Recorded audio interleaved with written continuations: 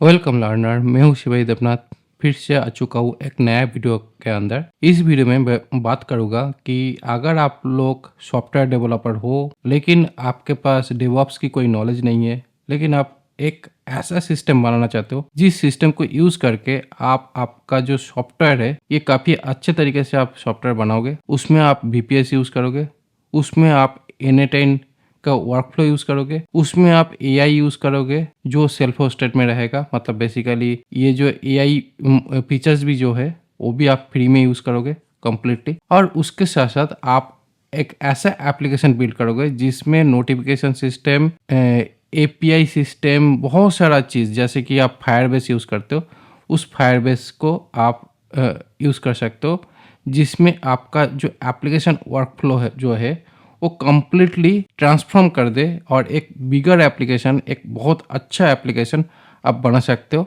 With this 3 solution. पहला solution N8N है, दूसरा सॉल्यूशन ओलामा है, तीसरा सॉल्यूशन ऐपराइट है और चौथा सॉल्यूशन आप हो सकता है कि आप रिएक्ट यूज़ करना चाहते हो जो बेसिकली आपका फ्रंट एंड ऐप डेवलपमेंट में हेल्प करे। और फ्रंट एंड ऐप डेवलपमेंट के लिए जो रिएक्ट सॉल्यूशन है, रिएक्ट सॉल्यूशन के लिए आप हो सकते हैं Next.js को यूज़ करना चाहते हो। Next.js शायद आप यूज़ करना चाहोगे।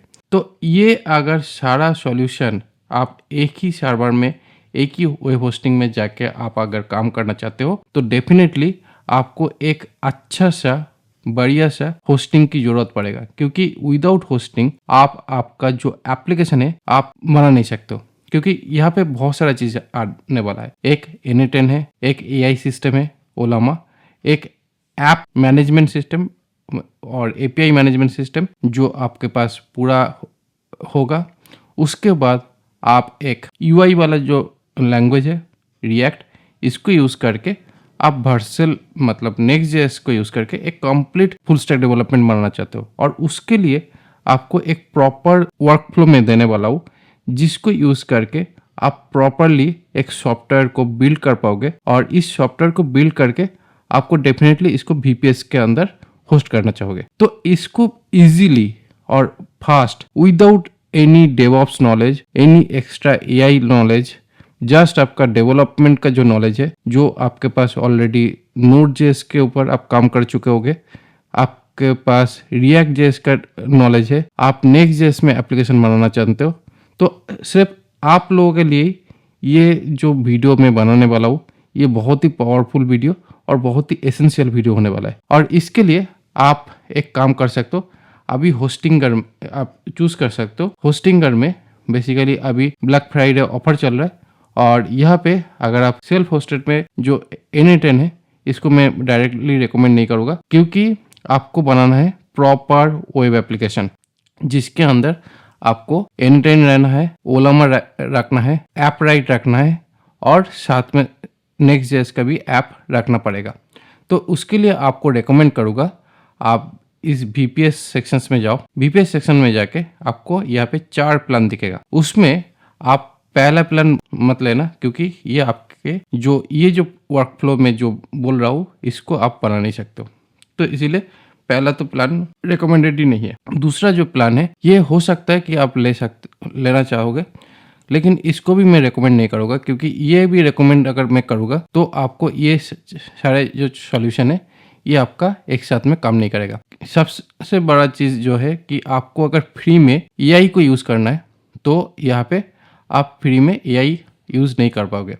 तो इसीलिए आपको थोड़ा सा ज़्यादा होस्टिंग में जाना चाहिए और मेरा जो रिकमेंडेड होस्टिंग है वो ये वाला है। और इसको अगर आप चूज़ करते हो तो यहाँ पे जब भी आप चूज़ करोगे तो यहाँ पे चूज़ करने के बाद आपको ये जो ऑप्शंस है यहाँ पे आपको पेमेंट ऑप्शंस मिल जाएगा। और यहाँ पे जो पेमेंट ऑप्शंस मिल रहा है यहाँ पे 24 मंथ का पेमेंट ऑप्शंस दिख जाएगा। और इस 24 मंथ का जो पेमेंट ऑप्शंस है इसमें आपको जो मेरा जो कूपन कोड है वो है शिवाजी देवनाथ, जो आपको कमेंट्स में दिख जाएगा। उस पेमेंट ऑप्शंस को अगर आप चूज़ करते हो तो आपको 2 साल के लिए इतना पड़ेगा।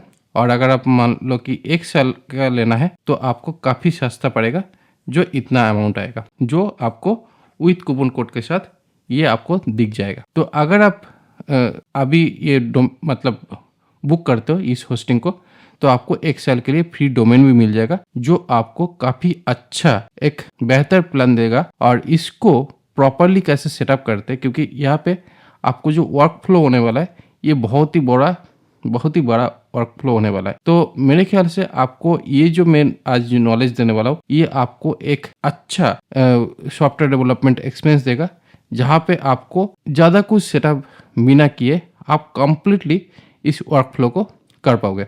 तो यहाँ पे हम लोग का टारगेट क्या है, एंट्रेन यूज़ करना, ओलामा यूज़ करना, एपराइट यूज़ करना और नेक्स्ट.जेएस हम लोग चाहे तो यूज़ कर सकते हैं।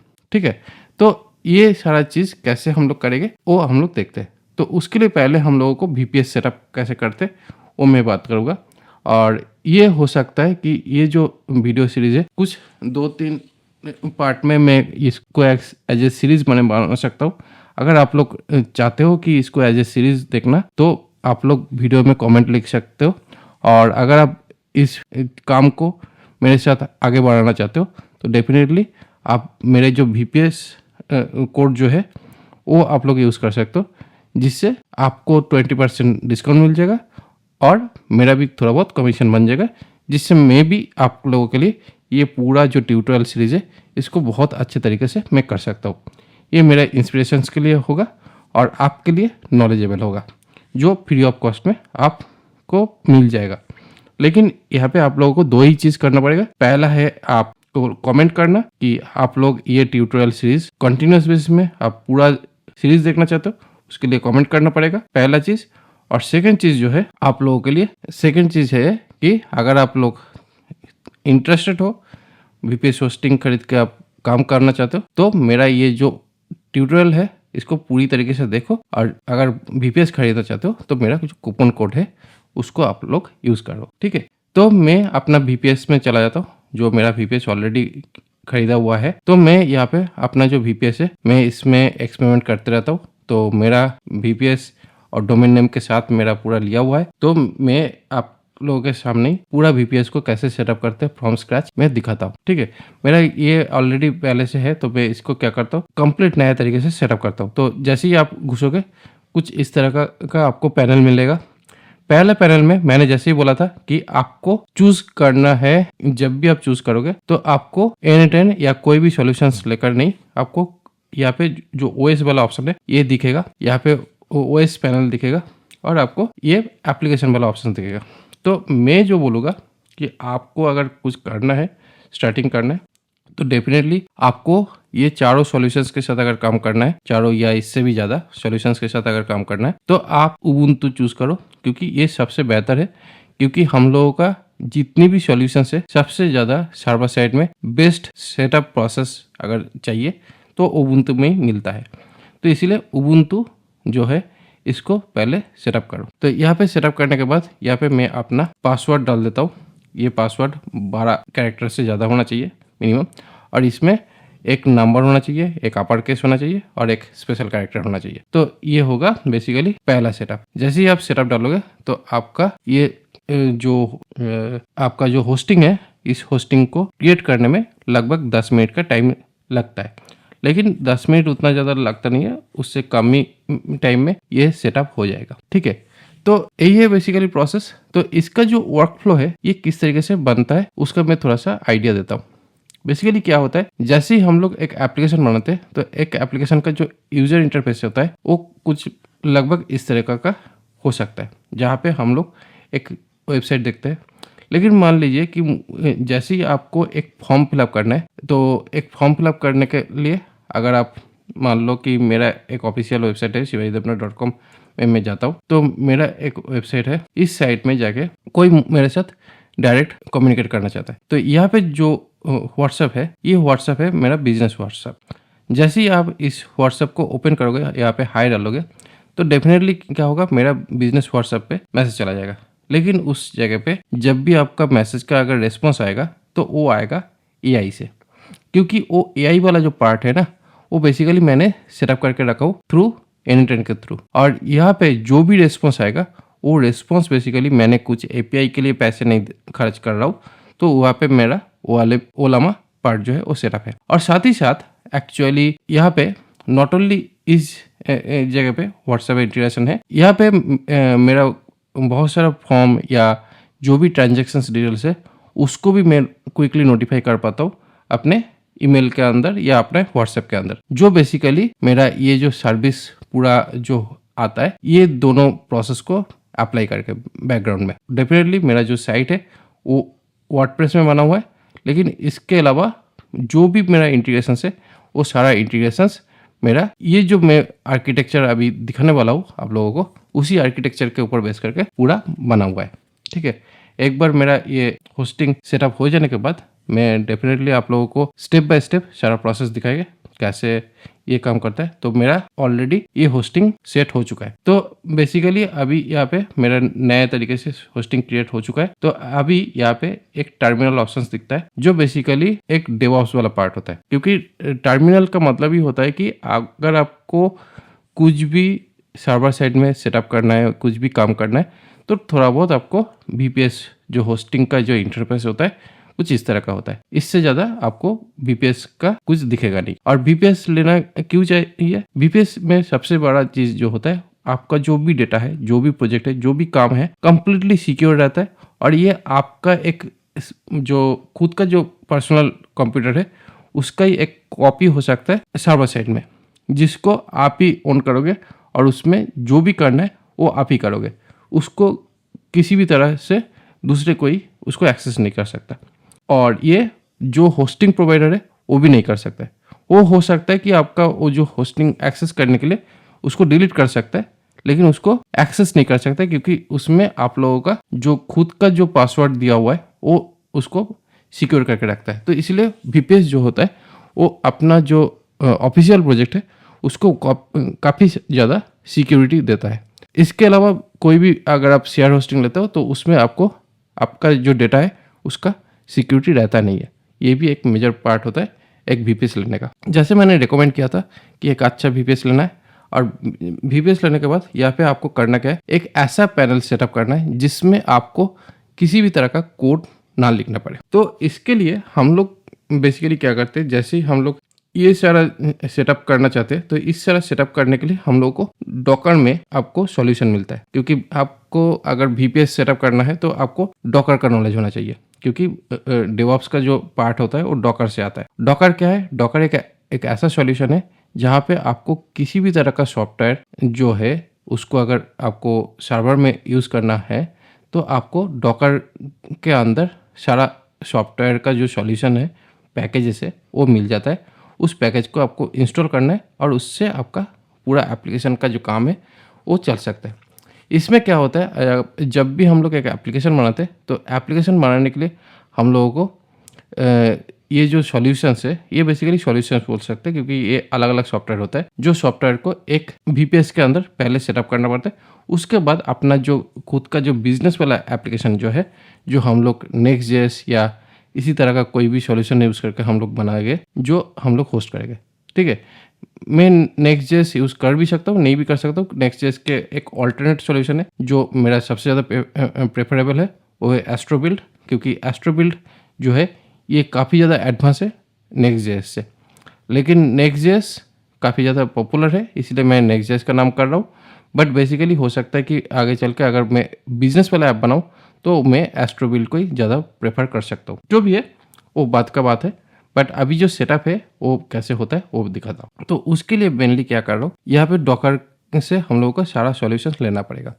तो इसके लिए हम लोगों को डॉकर का कंप्लीट नॉलेज होना चाहिए या थोड़ा बहुत नॉलेज होना चाहिए। तो मैंने यहाँ पे मान लेता हूँ कि आप लोगों के पास डॉकर की काफ़ी ज़्यादा नॉलेज नहीं है। अगर है भी तो अच्छा है, नहीं है तो कोई दिक्कत नहीं है। तो अगर आपके पास डॉकर की कोई नॉलेज नहीं है या डॉकर डेवऑप्स का नॉलेज बहुत ही लिमिटेड है, तो उसके लिए आप क्या कर सकते हो, तो उसके लिए आपको docploy.com बोलकर एक वेबसाइट मिलेगा। यहाँ पे क्या होगा, यहाँ पे हम लोगों को एक ऐसा सिस्टम हम लोग तैयार करेंगे जहाँ पे हम लोगों को किसी भी तरह का कोड बिना जाने, डिप्लॉयमेंट डेवऑप्स का कोड बिना जाने हम लोग सारा डिप्लॉयमेंट का काम कर लेंगे थ्रू UI इंटरफेस के थ्रू। ठीक है, जैसे आप लोग अगर कोई वेब होस्टिंग पहले करते थे, अगर आप लोगों का बैकग्राउंड PHP में हो तो आप जैसे एडमिन पैनल यूज़ करते थे या वेब एडमिन यूज़ किया होगे, तो ऐसे ही आपको एक पैनल मिल जाएगा जो आपको डॉकर को मैनेज करने में हेल्प करेगा। और डॉकर को विजुअली अगर आप लोग मैनेज कर पाओगे, नॉट ओनली डॉकर को विजुअली मैनेज करना है, डॉकर के साथ डोमेन, होस्टिंग, ईमेल सर्विस, बहुत सारा चीज़ आप अगर यूज़ करना चाहते हो तो इसके लिए आपको डॉकप्लॉय जो है इस सॉल्यूशन को आपको यूज़ करना है। जस्ट आपको यहाँ पे जो कोड दिख रहा है इस कोड को जस्ट कॉपी करना है यहाँ से और यहाँ पे आपको पेस्ट कर देना है डायरेक्टली। ज़्यादा कुछ करना नहीं है, जस्ट पेस्ट करना है। तो आपको ये लगभग 5 मिनट के अंदर ये जो सॉल्यूशन है ये बिल्ड होकर आपको एक पैनल दे देगा। ठीक है, तो ये पैनल जो है ये चल रहा है सेटअप प्रोसेस। तो मैं और एक चीज़ दिखा देता हूँ। जैसे ये सेटअप प्रोसेस चल रहा है, इस सेटअप प्रोसेस के साथ मेरे यहाँ पे जो होस्टिंग है उस होस्टिंग का आईपी एड्रेस ये है। ठीक है, तो ये जो आईपी एड्रेस है, इस आईपी एड्रेस को कैसे हम लोग यूज़ करते हैं डोमेन के साथ कॉन्फ़िगर करने के लिए। तो डोमेन के साथ अगर कॉन्फ़िगर करना है तो यहाँ पे डीएनएस मैनेजर दिख जाएगा। ठीक है, और अगर यहाँ पे नहीं है तो आप होम में जाओगे तो यहाँ पे कहीं ना कहीं डोमेन सेक्शन भी मिल जाएगा जहाँ पे आपको अलग अलग डोमेन का ऑप्शंस दिखेगा। ठीक है, तो यहाँ पे अलग अलग डोमेन का ऑप्शंस दिख जाएगा। तो मेरे यहाँ पे बहुत सारा डोमेन्स खरीदा हुआ है। मेरा ये जो डोमेन है यहाँ पे इस डोमेन पे जाके मैनेज सेक्शंस में मैं जाता हूँ। मैनेज सेक्शन में जाने के बाद यहाँ पे डीएनएस या नेम स्पेस, नेम सर्वर बोलकर ये ऑप्शन है। और अगर आप वीपीएस खरीद लिए होगे तो अगर वीपीएस के अंदर हो तो यहाँ पे डीएनएस मैनेजर वाला ऑप्शन मिलेगा जहाँ पे आपको होस्टिंगर के अंदर जो भी आप डोमेन पार्क किए होगे या खरीदा होगे, मतलब बेसिकली आप जब होस्टिंग खरीदोगे तो आपको एक डोमेन तो फ्री में मिल ही जाएगा। तो आपको उस डोमेन को यहाँ पे दिख जाएगा। जैसे ही आपको डोमेन दिखेगा तो डोमेन में जाके आपको करना क्या है, एडिट डीएनएस जोन में जाना है। यहाँ पे जाके आपको जस्ट कैसे क्या करना है, यहाँ पे एज जो है ये बेसिकली आपको एंकर करना है किसके साथ, आपके जो होस्टिंग का जो आईपी एड्रेस था, जो वीपीएस का जो आईपी एड्रेस था उस आईपी एड्रेस को डाल देना है। तो बेसिकली ये अगर आईपी एड्रेस है तो आप इसको डाल देना है। ठीक है, और ये डायरेक्टली आपको आपका जो डोमेन होगा उस डोमेन के साथ अटैच कर दो। तो मेरा ऑलरेडी अटैच किया हुआ है तो इसलिए मैंने अलग से नहीं अटैच कर रहा हूँ।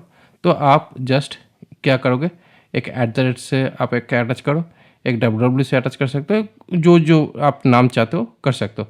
जस्ट आपको एक ही अटैच करना है और 1 से 2 अगर आप करना चाहते हो तो कर सकते हो, क्योंकि यहाँ पे बहुत सारा कॉन्फ़िगरेशंस होता है जो मैं और ज़्यादा कॉम्प्लिकेटेड करके डिटेल्स में नहीं बोलने जा रहा हूँ।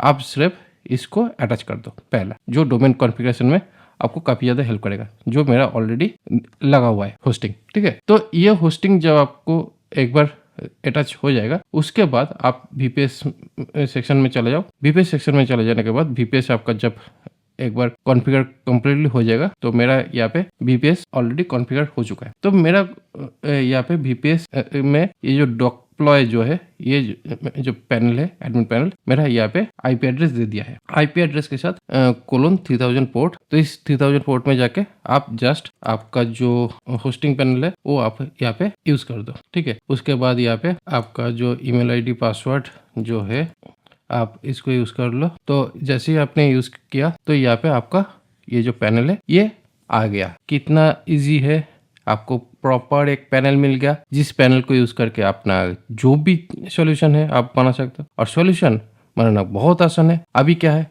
आपको कोई भी कोड जानना नहीं है, कोई भी चीज की जरूरत नहीं पड़ा।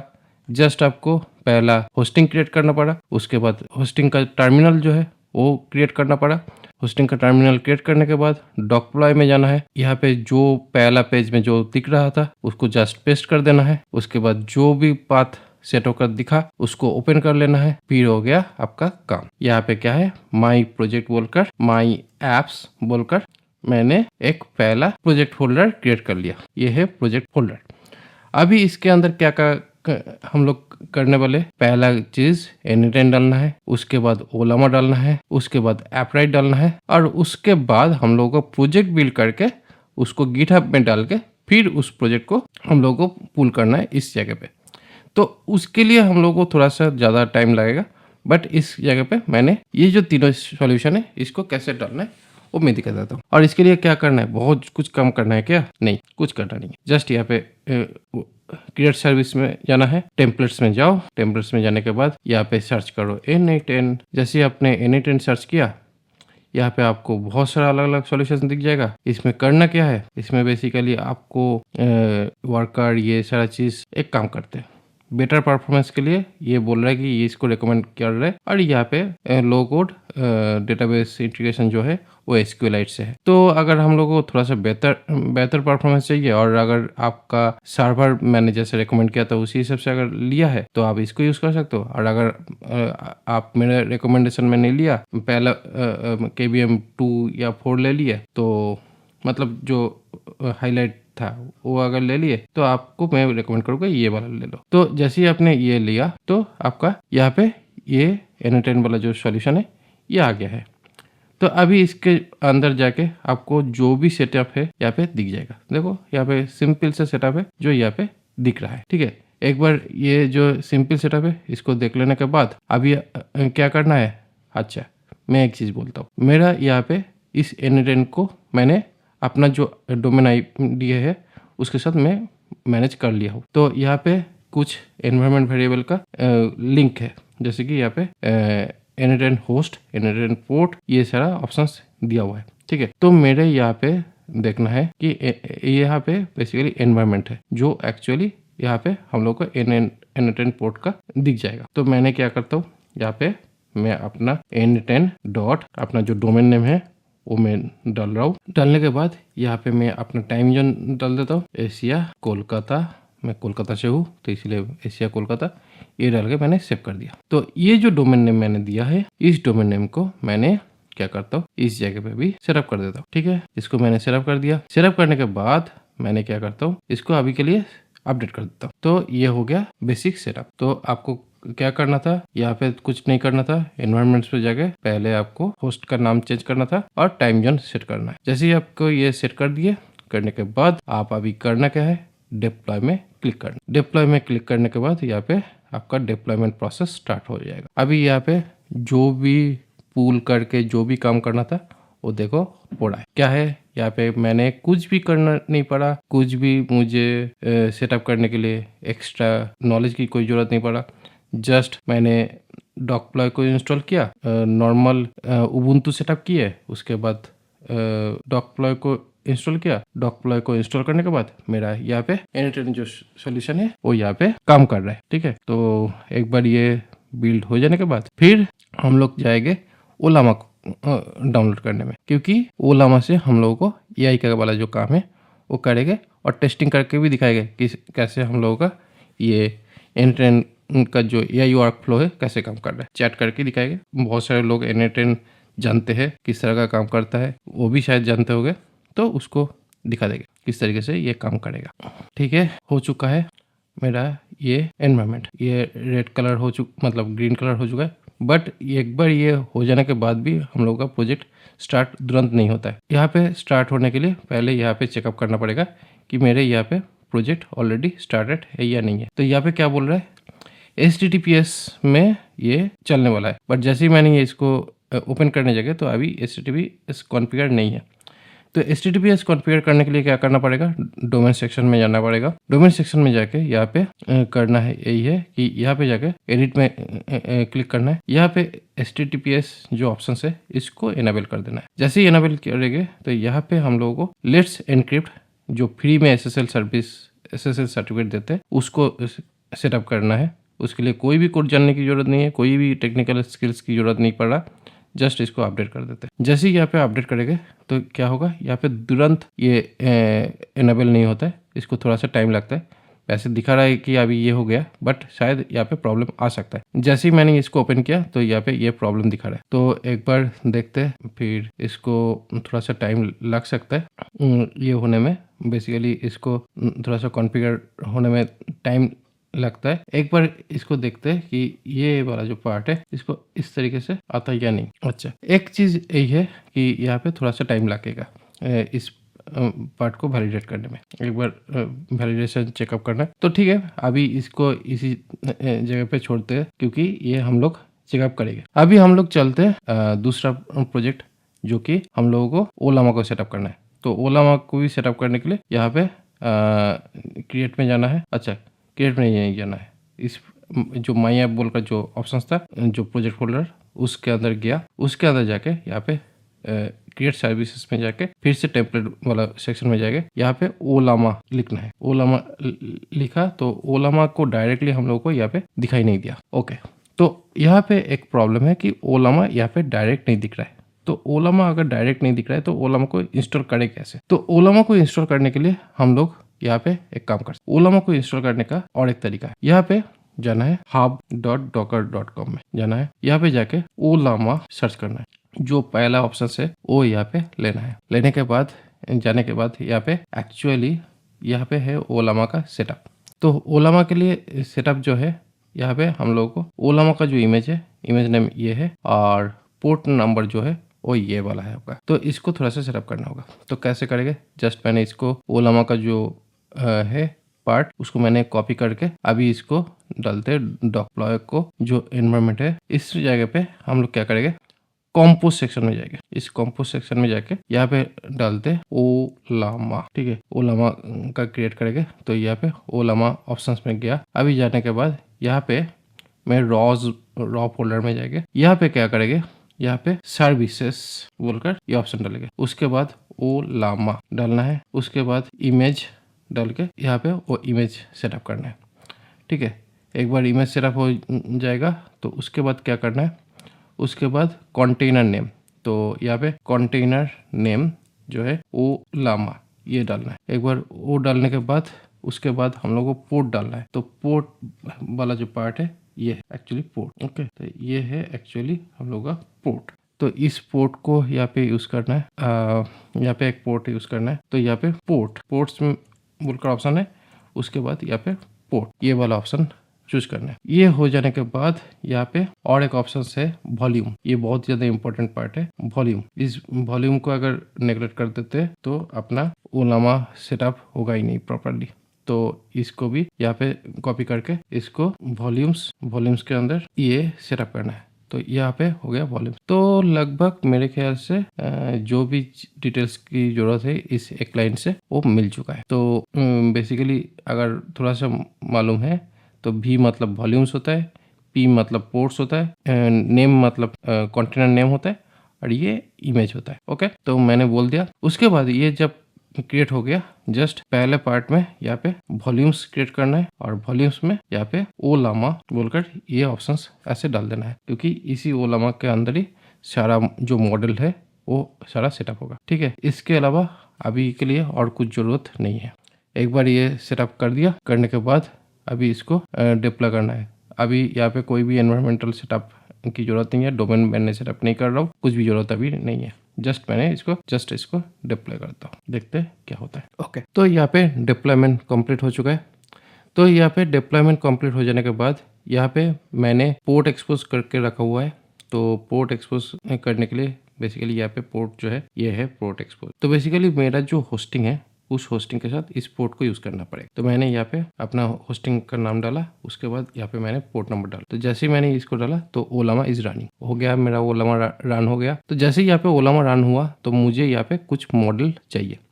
तो ओलामा के साइट पे जाते हैं, यहाँ पे जाके मॉडल सेक्शन में जाते हैं। मॉडल सेक्शन में सबसे ज़्यादा फेवरेट और अच्छा स्मॉल में मॉडल यूज़ करना चाहता हूँ, क्योंकि बड़ा मॉडल यूज़ करेंगे तो हम लोगों का रैम साइज़ भी बहुत बड़ा होना चाहिए। तो रैम साइज़ मेरा छोटा भी नहीं है। मैंने तो 16 GB का रैम साइज़ लिया है। तो मैंने एक्चुअली 16 GB रैम वाला ऑप्शंस यहाँ पे यूज़ करना चाहूँगा। तो ये है बेसिकली मेरा कोड ओलामा रन ये, ठीक है।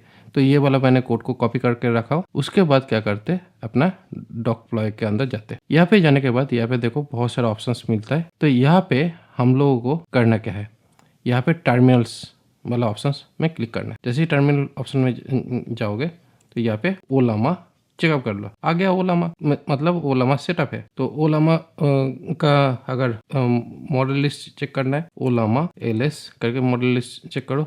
कोई मॉडल है नहीं अभी। तो मैंने अभी क्या करता हूँ, इस ओलामा मॉडल को पुल करता हूँ। मैंने थोड़ा सा छोटा मॉडल लिया जिससे जल्दी ये सारा डाउनलोड हो जाए, नहीं तो ट्यूटोरियल साइज बड़ा हो जाएगा, टाइम बहुत बड़ा होगा। ओके, तो यहाँ पे हाय लिखता हूँ, रेस्पॉन्स आ गया। हु आर यू, देखो सारा एआई वाला चैट हम लोगों को यहाँ पे मिल जा रहा है। ठीक है, तो ये कम्प्लीटली एलएम आंसर कर दे रहा है। पढ़ना है तो पढ़ लो, बट मुझे अभी पढ़ना नहीं है। तो बेसिकली मेरा ओलामा जो है वो अच्छे तरीके से सेटअप हो गया, उसका पूरा आउटपुट भी मिलेगा। ओके, तो ये हो गया। तो अभी देखते हैं हम लोगों का जो प्रोजेक्ट जो है, 2 प्रोजेक्ट ऑलरेडी यहाँ पे काम कर रहा है। तो मेरा यहाँ पे एक चीज़ मुझे देखना है कि यहाँ पे इस जगह पे मैंने शायद एक चीज़ मिसिंग कर दिया है। वो बेसिकली ये है कि यहाँ पे जो पोर्ट है वो पोर्ट डोमेन के साथ प्रॉपर्ली कॉन्फ़िगर्ड है या नहीं है। हाँ, डोमेन के साथ वो पोर्ट भी कॉन्फ़िगर्ड है। तो एक बार देखते हैं कि फिर से वैलिडेट कर लेते हैं मेरा जो पोर्ट है वो अभी आ रहा है या नहीं। ठीक है, यहाँ पे कुछ प्रॉब्लम्स आ रहा है। तो इस प्रॉब्लम का सॉल्यूशन एक ये हो सकता है कि मेरा यहाँ पे जो सेटअप है ये प्रॉपर्ली यहाँ पे ये सेटअप प्रॉपर्ली है। देख लेते हैं। हाँ, यहाँ पे सेटअप तो प्रॉपर्ली है, बट यहाँ पे मेरा जो डोमेन है उसके साथ प्रॉपर्ली कॉन्फ़िगर दिख नहीं रहा है। तो यहाँ पे मैं और एक बार इसको देखता हूँ। एक काम करता हूँ, मैं इसको रीबिल्ड करना चाहता हूँ। ठीक है, तो रीबिल्ड करने के लिए क्या करूँगा, यहाँ पे पोर्ट्स जो बेसिकली मुझे शायद एक्सपोज नहीं मिल रहा था, मैं एक काम करता हूँ, यहाँ पे पोर्ट्स में जाके यहाँ पे मैं एक काम करता हूँ, यहाँ पे पोर्ट को मैंने यहाँ पे 5678:5678 ये पोर्ट मैंने यहाँ पे सेटअप करता हूँ। करने के बाद मैं इसको सेव करता हूँ। एक बार सेव करने के बाद यहाँ पे जो ट्रैवल शूटिंग है, ये एक बार इस पोर्ट को सेटअप करने के बाद मैं फिर से इसको रीलोड कर लेता हूँ। कम से कम मैं डायरेक्टली अगर डोमेन नेम से एक्सेस नहीं कर पा रहा हूँ तो मैं कम से कम पोर्ट से एक्सेस कर लूँ, जो हम लोगों के लिए फायदेमंद हो सकता है। तो मैं यहाँ पे पोर्ट के थ्रू इसको एक्सेस कर लेंगे। तो जस्ट इसको सेटअप करके एक बार रीलोड कर देना है। और वैसे भी कभी कभी होता है कि जब डोमेन में भी हम लोग सेटअप कर देते हैं, डोमेन में भी अगर नहीं दिख रहा है, तो जैसे कि यहाँ पे मैंने डोमेन में नहीं दिख रहा था n10 डॉट, यहाँ पे अगर मैं जा रहा था तो अभी यहाँ पे आ चुका है। मतलब बेसिकली कैसे हुआ, बेसिकली ये एक बार रीलोड डालना पड़ा। जैसे ही यहाँ पे रीलोड डालते हैं तो क्या होगा, यहाँ पे ये जो पोर्ट नंबर डाल के मैंने जो रीलोड डाला, यहाँ पे एक बार ये डोमेन कॉन्फ़िगर हो जाने के बावजूद अगर ये प्रॉपर्ली लोड नहीं हो रहा है तो एक बार यहाँ पे रीलोड कर देना है। ये एक्चुअली एक ट्रैवल शूटिंग है, तो आपको शायद इस तरह का प्रॉब्लम आ सकता है आप लोगों को भी। तो मैंने एक चीज़ बोल रहा हूँ कि यहाँ पे थोड़ा बहुत ट्रैवल शूटिंग है जो आप लोगों को ध्यान से करना पड़ेगा। थोड़ा सा यहाँ पे पोर्ट वाला जो पार्ट है ये सेटअप कर दिया जिससे पोर्ट एक्सपोज हो जाए प्रॉपर्ली। और अगर यहाँ पे मुझे दिख गया तो अच्छी बात है, और नहीं दिखता तो मुझे इसको और एक तरीके से दिखाने का प्लेस भी ओपन हो चुका है, जहाँ पे 5278 करके यहाँ पे भी मैं इसको ओपन कर सकता था। ठीक है, तो अभी हम लोगों के पास दो ऑप्शंस आ चुका है। तो जो सिक्योर ऑप्शन है उसी को डालते हैं यहाँ पे। ये जो सिक्योर ऑप्शन है ये ऑलरेडी आ चुका है। तो यहाँ पे भी मैंने अपना जो सेटअप है वो मैं करता हूँ। तो उसके लिए मैंने यहाँ पे मैं इसी तरीके से करना है। और आपको अगर कूपन कोड यूज़ करना है कैपिटल में शिवाजी देवनाथ यूज़ करो होस्टिंग खरीदने के लिए, तो आपको 20% ऑफ मिल जाएगा ब्लैक फ्राइडे ऑफर में। तो एक बार आपको सेटअप कर देना है। जैसे ही आप इसको सेटअप कर दोगे तो आपको सारा चीज़ ऑप्शंस मिल जाएगा। यहाँ पे एजुकेशन पर्पस हो सकता है या I am not prefer using for work, ये भी कर सकते हो। कहाँ से सुने हो, डेफिनेटली यूट्यूब में अगर मेरा वीडियो देख रहे हो तो यूट्यूब पे ही सुने होगे। और यहाँ पे अगर आपका जो ईमेल आईडी है या अगर आपके एक्चुअल ईमेल आईडी डाले होगे तो आपके ईमेल आईडी में एक मेल चला जाएगा जिससे आपको एक फ्री लाइसेंस मिल जाएगा। और उस फ्री लाइसेंस को यूज़ करना है, यहाँ पे जाके सेटिंग्स में जाके आप यहाँ पे एक्टिवेट वाला ऑप्शन जो है यहाँ पे डाल के एंटर एक्टिवेशन कोड, ये ऑप्शन में डाल के आप एक्टिवेशन कोड डाल के एक्टिवेट कर दोगे तो आपका यहाँ पे एक फ्री प्लान एक्टिवेट हो जाएगा।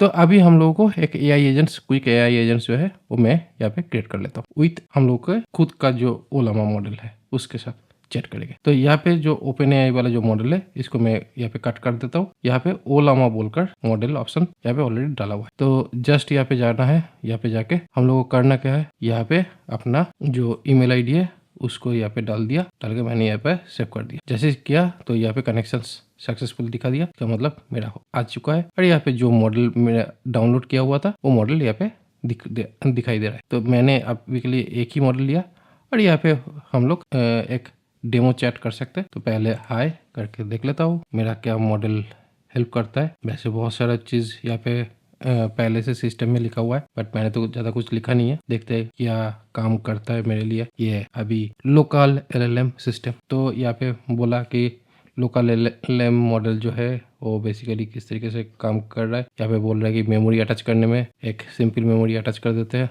उसके बाद देखते हैं और क्या बोलता है। यहाँ पे फिर से हाई लिख देता हूँ, तो अभी ये मेमोरी यूज़ करके बात करेगा। तो यहाँ पे बोला कि हेलो, ओके। तो यहाँ पे कुछ जानना चाह रहे, तो who are you and how can you help me. Okay, तो यहाँ पे जो भी आंसर चाहिए वो दे दिया है। मैंने इसको और ज़्यादा देखकर टाइम बर्बाद नहीं करना चाहता। तो ये हो गया फ्री AI फ्री LLM, पूरा टेस्टिंग कंप्लीट। मतलब मेरा जो सेटअप है अभी तक ये सेटअप कंप्लीट हो चुका है। तो कैसे लग रहा है? अगर अच्छा लगता है तो अभी अभी लाइक कर दो, और नए हो तो मेरा इस चैनल सब्सक्राइब भी कर दो। चलो नेक्स्ट स्टेप में चलते हैं। अगर आप लोग लाइक सब्सक्राइब नहीं करोगे तो ऐसा वीडियो नहीं बनेगा, ठीक है। तो चलो फिर मैं आप हम लोगों का और नेक्स्ट जो टारगेट है ऐप राइट को सेटअप करना। बट हम लोगों को इसको सेटअप करना है, तो सेटअप करने के लिए टेम्पलेट्स में जाओ। यहाँ पे ऐप राइट मिल जाएगा, APP। यहाँ पे ऐप राइट वाला जो सेटअप है यहाँ पे मिल जाएगा। तो ये जो सेटअप है ये थोड़ा सा पुराना वर्जन था, और यहाँ पे जो सेटअप था ये लेटेस्ट वर्जन था। बट लेटेस्ट वर्जन में कुछ दिक्कत आया, जिसकी वजह से मैंने इसका जो टेम्पलेट है उसी को मैं अभी के लिए ले रहा हूँ, ठीक है। तो ये लेके यहाँ पे इसके अंदर गया। इसके अंदर जाके यहाँ पे बहुत सारा सेटअप है। मतलब ये जो सेटअप है ना ये काफ़ी ज़्यादा कॉम्प्लेक्स सेटअप है, तो इसके बारे में डिटेल्स में अभी नहीं बोल सकता, तो डेफिनेटली इसको बाद में बोलेंगे। तो अभी करना क्या है, यहाँ पे अलग अलग डोमेन्स यहाँ पे क्रिएट हुआ है। तो अभी हम लोगों का जो सेटअप है इस सेटअप को प्रॉपरली करना है। तो यहाँ पे ये जो 3 डोमेन जो है यहाँ पे app domain, app function domain and app target domain, ये तीनों जो डोमेन है ये एक ही होगा। तो यहाँ पे AW, मैं इसको ऐप राइट शॉर्ट में AW करके अपना जो डोमेन नेम है वो दे रहा हूँ, और उसी को मैं कॉपी पेस्ट करते जा रहा हूँ हर जगह पे। जस्ट इस तीनों जगह पे इसको सेटअप कर दिया, करके इसको सेव कर देता हूँ, ठीक है। और भी बहुत सारा चीज़ें सेटअप कर सकते थे, बट अभी के लिए ज़रूरत नहीं है। अभी यहाँ पे जो डोमेन सेक्शन है इस डोमेन सेक्शन में जाके भी जस्ट मैंने इसको इस तरीके से एक हो गया। यहाँ पे दूसरा सेटअप मैं कर लेता हूँ, और यहाँ पे तीसरा जो सेटअप है ये भी मैं यहाँ पे कर देता हूँ। तो ये तीनों जो सेटअप है एक ही डोमेन से सेटअप हो चुका है। तो एक ऐप राइट, एक ऐप राइट कंसोल और एक ऐप राइट रन टाइम, ये तीनों ऑप्शंस यहाँ पे सेटअप हुआ है। जैसे ये सेटअप हो गया है, अभी इसके बाद अभी इसको डिप्लॉय स्टार्ट करते हैं। तो स्टार्ट कर देते हैं डिप्लॉयमेंट प्रोसेस। तो देखो बेसिकली कितना इजीली हो रहा है। मतलब बेसिकली यहाँ पे मैंने ज़्यादा कोड में नहीं लिख रहा हूँ, कोड के चक्कर में नहीं जा रहा हूँ। जस्ट चिल, मतलब जो हो रहा है UI के ऊपर ही बेस करके हो रहा है। और यहाँ पे आपको काफ़ी ज़्यादा कॉन्फिडेंस मिलेगा आपको सारा सेटअप करने के लिए। यहाँ पे सेटअप का जो प्रोसेस है, मैं जो स्टेप बाय स्टेप जो सेटअप दिखा रहा हूँ, नॉट ओनली आपको यहाँ पे जो दिख रहा है मैं जो कर रहा हूँ उतना ही आप कर पाओगे ऐसा नहीं है। आपको वो जो टेम्पलेट्स वाला जो सेक्शन है उसमें बहुत सारा आपको ऑप्शंस दिख जाता है। आप बहुत सारे जो सॉफ्टवेयर जो है सॉल्यूशंस है उसको यूज़ करके आप काम कर सकते हो, वो आपको काफ़ी ज़्यादा हेल्प करेगा। और अगर आप चाहते हो कि कौन सा चीज़ कैसे काम करता है, किस तरीके से काम करता है, उसका पूरा एक वर्क फ्लो चाहते हो, तो इसके ऊपर डिटेल ट्यूटोरियल सीरीज मैं बना सकता हूँ। और ये कम्प्लीटली डिपेंड करता है आप लोगों के, जो भी आप कमेंट करोगे अगर पूछोगे तो मैं करूँगा डेफिनेटली। और इसका जो वर्क फ्लो है वो तो आप लोग देख ही रहे हो। और होस्टिंग खरीदना है तो मेरा कूपन कोड यूज़ करो। तो मेरा ये जो सेटअप है ये हो गया है। अभी कम्प्लीटली मेरा जो होस्टिंग है ये ऑन हुआ नहीं है, तो अभी ये स्टार्ट प्रोसेस चल रहा है। तो रेडी हो चुका है अपना जो सर्विसेज है, सारा सर्विसेज अभी रन हो गया है। तो यहाँ पे बहुत सारा सर्विसेज एक साथ में चल रहा है, तो डेफिनेटली इसको एक बार टेस्ट करके देखते हैं। चलो फाइनली हम लोगों का ये भी ओपन हो गया है। तो हम लोग का पहला चीज़, दूसरा चीज़, तीसरा चीज़ हो चुका है। तो देखो यहाँ पे क्या चीज़ है। तो यहाँ पे मैंने अपना नाम डाला, जो आपका कूपन कोड भी होगा शिवाजी देवनाथ, कैपिटल में लिखना है विदाउट स्पेस। उसके बाद आपको लॉगिन करने के लिए आप अपना खुद का ईमेल आईडी लिखना सही तरीके से। उसके बाद आप साइन अप कर, एक बार साइन अप हो जाने के बाद अपना ऑर्गेनाइजेशन नाम लिखो, MyORG ऑर्गेनाइजेशन नेम लिखकर यहाँ पे अपना पहला एप्लीकेशन एनवायरनमेंट क्रिएट कर लो। ये एप्लीकेशन एनवायरनमेंट आपका फायरबेस का ऑल्टरनेट्स है जो आपके होस्टिंग्स के अंदर पूरा चीज़ दिख जाता है। बहुत ही अच्छा है, बेहतर है।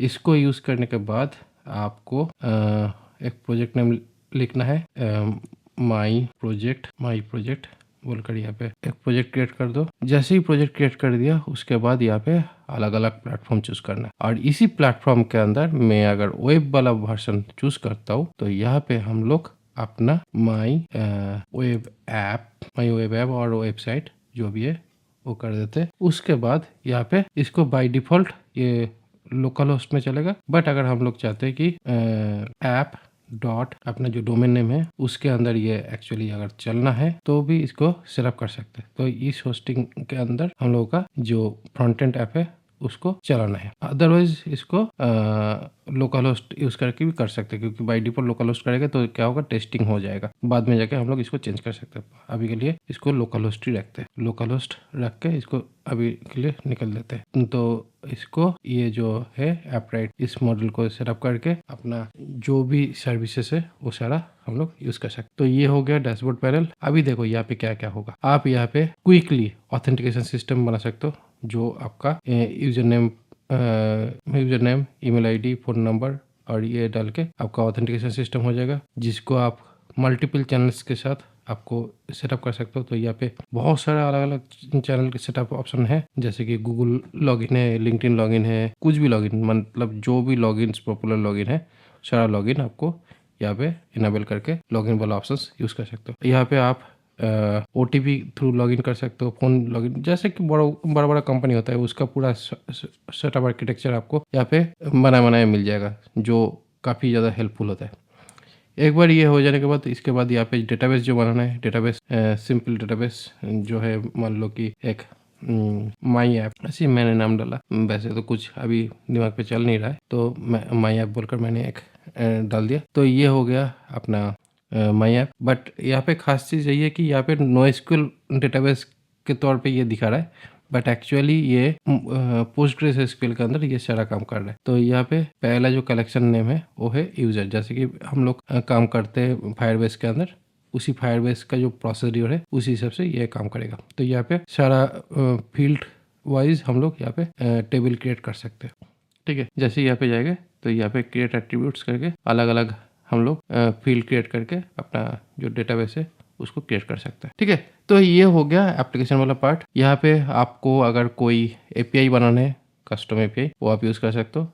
और यहाँ पे अगर कोई बना बनाया API चाहते हो तो यहाँ पे बना बनाया API सारा मिल जाएगा। ठीक है, जहाँ पे आपको कुछ भी अगर चाहिए एक्सपेरिमेंटल पर्पस, वो आपको सारा कोड यहाँ पे दिख जाएगा। ठीक है, तो यहाँ पे एक ऑप्शन है जो टेम्पलेट्स में आ रहा है। उसके बाद मैसेजिंग वाला पार्ट, ये बहुत ज़्यादा इंपॉर्टेंट चीज़ है कि आपको अगर क्विक नोटिफिकेशन भेजना है जो ऐप के अंदर होता है या कोई भी जगह पे रियल टाइम नोटिफिकेशन सिस्टम, वो आपको इस जगह पे आप रियल टाइम नोटिफिकेशन सिस्टम आप अप्लाई कर सकते हो। पुश नोटिफिकेशन है, ईमेल नोटिफिकेशन है, SMS नोटिफिकेशन है। नॉट ओनली ये तीनों, इसके साथ आप अगर आप व्हाट्सएप नोटिफिकेशन और टेलीग्राम नोटिफिकेशन चाहते हो उसको भी इंटीग्रेट कर सकते हैं थ्रू फंक्शंस के थ्रू। ठीक है, स्टोरेज सिस्टम जैसे कि S3 बकेट होता है AWS का, वैसे ही यहाँ पे माई स्टोरेज करके ये S3 जैसा एक बकेट सिस्टम है जहाँ पे हम लोग अपना फाइल अपलोड कर सकते हैं आसानी से। तो ये हो गया सारा काम। ठीक है, तो ये बेसिकली तीन सॉल्यूशन मैं आप लोगों को दिखा दिया कैसे करना है। इसके बाद जो फाइनल एप्लीकेशन वाला जो पार्ट है वो मैंने करूँगा नेक्स्ट वीडियो में। अगर आप लोग चाहते हो तो डेफिनेटली मैं एक पूरा वर्कफ्लो के साथ एक एप्लीकेशन बनेंगे, तो जो ट्यूटोरियल होगा वो थोड़ा सा बड़ा एक सीरीज में हो जाएगा। वैसे ही ये वीडियो जो है ये भी काफ़ी ज़्यादा लंबा हो चुका है मेरे ख्याल से। एक बार अगर ये वीडियो पूरा अगर आप देख लोगे तो आप लोगों को एक बड़ा सा पूरा एप्लीकेशन वर्कफ्लो मिलेगा, जिसको यूज़ करके आपको किसी भी तरह का एप्लीकेशन ड्रीम है बनाने का वो आप कर सकते हो वेरी इजीली, बहुत आसानी से। और एक चीज़ यही है कि अगर आप लोग चाहते हो कि प्रैक्टिकली सॉफ्टवेयर डेवलपमेंट सीखना, सॉफ्टवेयर डेवलपर बनना और ऐसे प्रोजेक्ट को, आपका ड्रीम प्रोजेक्ट को करना, बड़ा हो या छोटा, या आप स्टार्टअप जैसा काम करना है, कुछ भी अगर चाहिए तो आप मेरे साथ कांटेक्ट कर सकते हो। मेरा कांटेक्ट डिटेल्स मेरे फेसबुक मतलब गूगल में सर्च करके भी मिल जाएगा, और मेरे जो डिस्क्रिप्शन बॉक्स है उसमें भी आपको सारा डिटेल्स दिख जाएगा। तो अगर आप नए हो मेरे इस चैनल पे तो सब्सक्राइब कर लो ऐसे ही वीडियो पाने के लिए। और अगर आप लोग मेरा चैनल में ऑलरेडी पहले से हो तो लाइक कर दो ना, क्योंकि मैं जब वीडियो बना रहा हूँ तो थोड़ा सा लाइक और कमेंट तो चाहिए। अगर आप लोगों का अप्रिसिएशन नहीं मिलेगा तो वीडियो बनाने का ज़रूरत क्या है। तो इसीलिए थोड़ा सा आप लोग मेरा मोटिवेशन बढ़ा दो। उसके लिए आप लोगों को कुछ जाएगा नहीं, बट मेरा मोटिवेशन बढ़ेगा। ठीक है, तो मिलते हैं नेक्स्ट वीडियो में।